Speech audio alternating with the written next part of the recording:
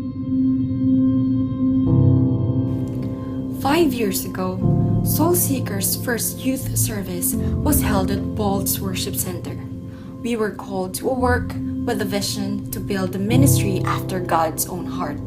But our most important work was to be an outreach ministry in the community and meeting the total need of today's youth. And on our 5th anniversary, the Lord continues to pour out grace to our church. As He allows to open new ministries, the Lord is indeed preparing us to do a mighty and glorious work for Him.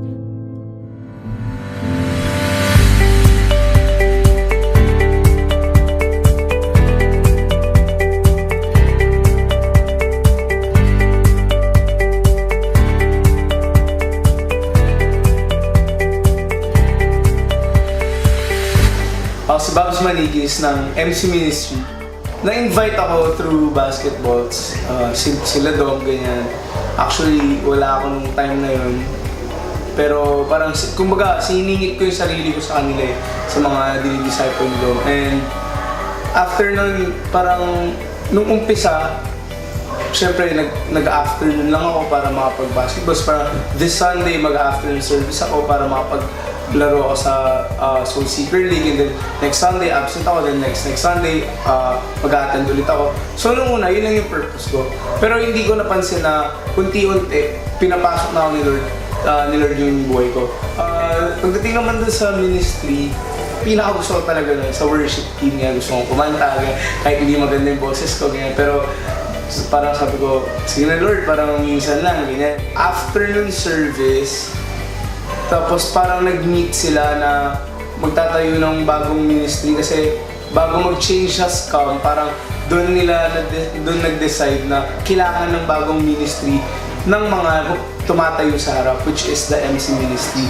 Sobrang okay ako sa ministry ko ngayon na Emcee Ministry. Pero syempre, nag-desire pa rin ako ng mas maraming ministry para mas magamit ako ni Lord. Sa ngayon, syempre, nagtatapos kasi ako, so medyo patong-patong, pero nagagawa naman ng paraan para naman kay Lord. Meron lang akong gustong i-share sa inyo. Yung strength mo, gagamitin niya ni Lord para ma-glorify mo siya. Kasi hindi naman ibibigay siya yan kung hindi mo gagamitin para sa kanya. And siguro yung masasabi ko lang dun sa mga tao na wala pang ministry, ganyan, na gusto mag-ministry, i-desire nyo lang, ipag-pray nyo lang. Kasi hindi pwede hindi kayo gamitin ni Lord para sa kanya. Kasi lahat yan, binigay niya para sa inyo. Tsaka, if you're in a ministry, huwag nyo sanang gawin na kung ano lang yung kailangan gawin nung particular ministry nyo. Mag-search pa kayo, gawin yung extraordinary, yung sarili nyo, dun sa ministry nyo. Para, in a unique way, iba kayo dun sa mga kasama nyo sa ministry. So, my life verse is Galatians 2:20. And it is said there that it is not I, but Christ who lives in me. Ako si Ira de la Cruz, member ng Soul Movers ng Dance Ministry. I-invite ako ng best friend ko. Nagpatuloy lang ako dito. Gusto ko lang sumayaw. Gusto ko lang matuto lang lalo. Pero dahil nag-celebrate kami. Dahil sa pagsasel namin sa Dance Ministry, lumalalim ako.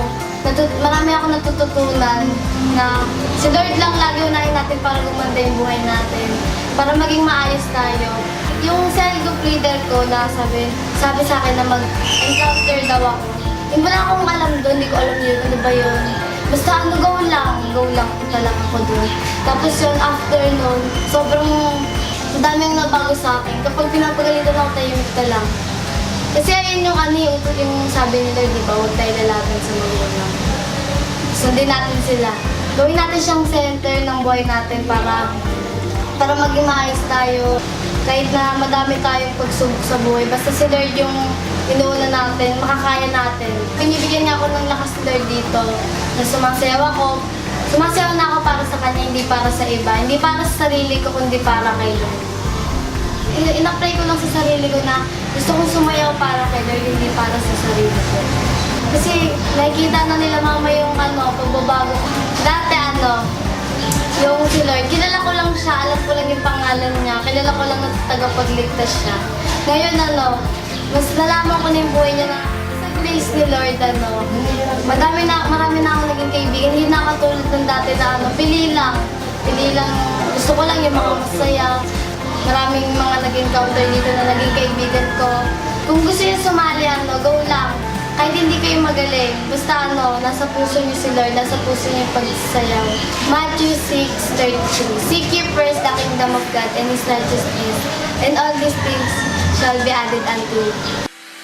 Hi, ako si Genevieve Beb for short. Member ako ng Ushering Ministry. Andito ako dahil sa grasya at upang papurihan ng Diyos. Nag-start ako ng ministry last year sa morning service, and then nagkaroon ng opportunity na magkaroon din ng ushering ministry sa youth, which is ayun nga, nagtuloy-tuloy from January up to present. Yung ushering ministry sa akin, sobrang laki ng may tutulong, lalo na sa spiritual growth ko. Yung devotion ko nagiging consistent, and then yung prayer life ko talagang naayos. Yung relationship ko mismo kay Lord naayos. Tapos nagkaroon din ako, dahil din sa ushering ministry, nagkaroon ng opportunity makasali sa encounter. Pagiging spiritual guide is a privilege, at saka sa grasya lang talaga ni Lord.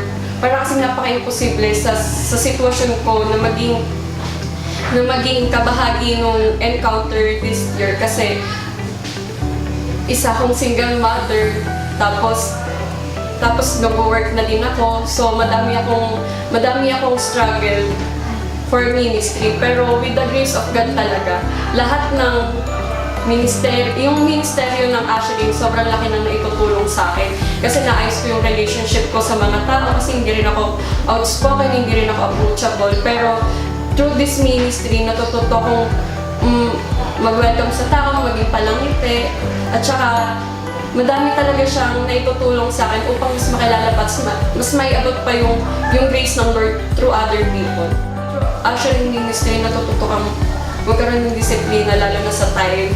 At saka yung obedience talaga, sobrang kailangan mo, lalo na pag nag-ministry ka. So nakakapagod talaga mag-ministry, lalo na madami din hindrances kung hindi ka talaga totoong may puso sa ministeryo.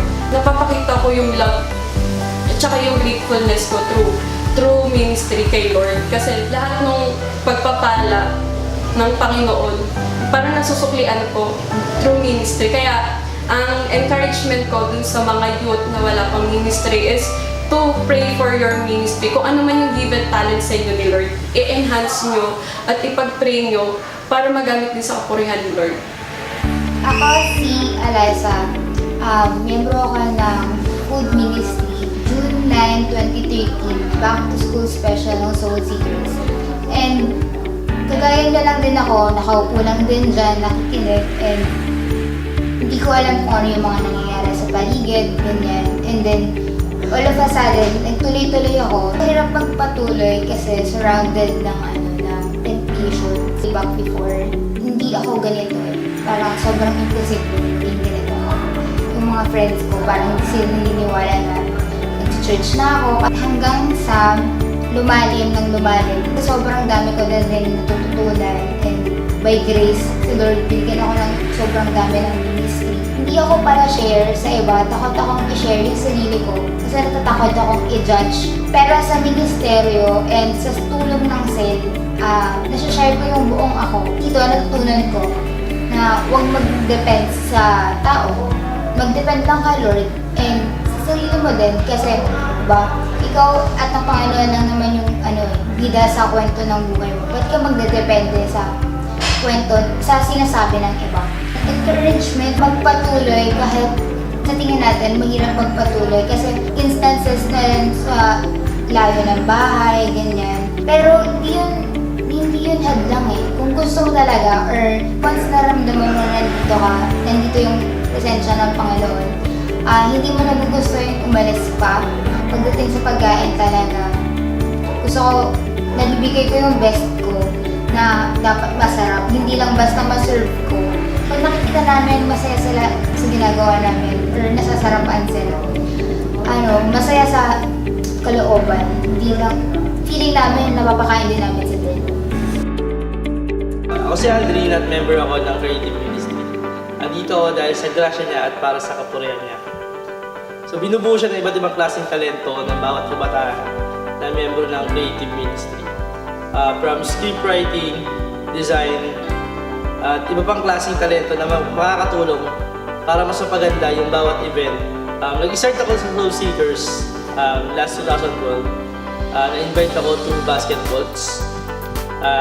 Mula noon, nagdire-diretso ako diyan sa makilala ko si Lord at mas lumalim pa yung relasyon ko sa Kanya. Mas kilala ko na siya bilang personal na Diyos at tagapagligtas. And dahil sa encounter, mas marami na rin nabago sa buhay ko.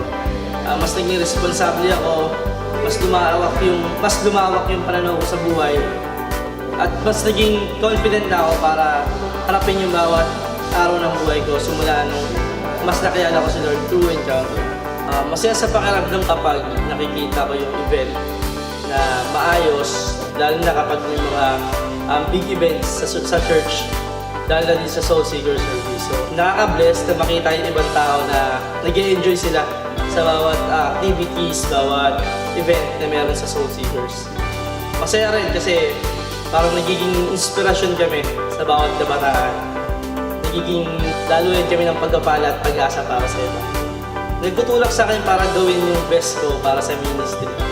Yung sarap sa pakiramdam na maramdaman ko na lahat ng pagod, hirap na ibinigay ko para sa event na yun, para sa ministry, ay nasusuklian. At nakikita ko yun sa bawat ngiti at bawat reaksyon ng mga taong dumadalo sa Soul Seeker Service. Minsan nga, habang gumagawa ko para sa ministry, parang nagka-flashback sa akin lahat ng mga ginagawa ko dati na mali at unti-unti ko na-realize na dapat pala dati ko pa pinagsabihan sila. Dapat pala dati ko na ginamit yung talento ko para sa akin. At sa ngayon, nanonood na